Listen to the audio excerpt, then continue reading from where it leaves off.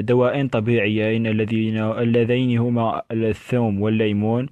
في الأول سوف نتكلم عن فوائد الثوم، حيث يزيد مناعة الطائر ضد المرض، تحسين القدرة الجنسية للطائر، يساعد على طرد الديدان والطفيليات من الجهاز الهضمي. يساعد الثوم أيضا في مرحلة تغيير الريش أو القلش، الوقاية من أمراض البرد والإنفلونزا العادية، منبه للجهاز العصبي للطائر، أي خمول الطائر.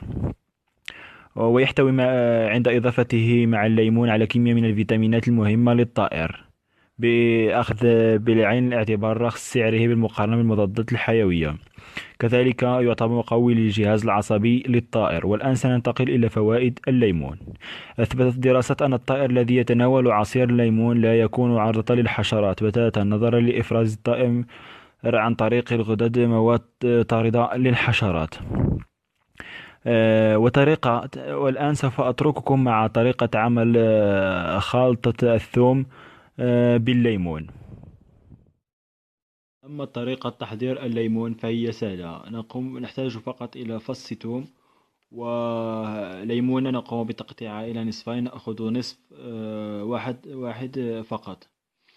ثم نأخذ هذا فص الثوم، ثم نقوم بطحنه جيدا، ثم نضعه في إناء فارغ. ثم نأخذ نصف ليمونة ونقوم بعصرها جيدا. نعم، نقوم بعصرها جيدا. ثم نضعها في نفس الإناء الذي وضعنا فيه الثوم المطحون. ثم نتركه يتخمر جيدا لمدة بين 5 ساعات إلى 6 ساعات. ثم نقدمه للحمام.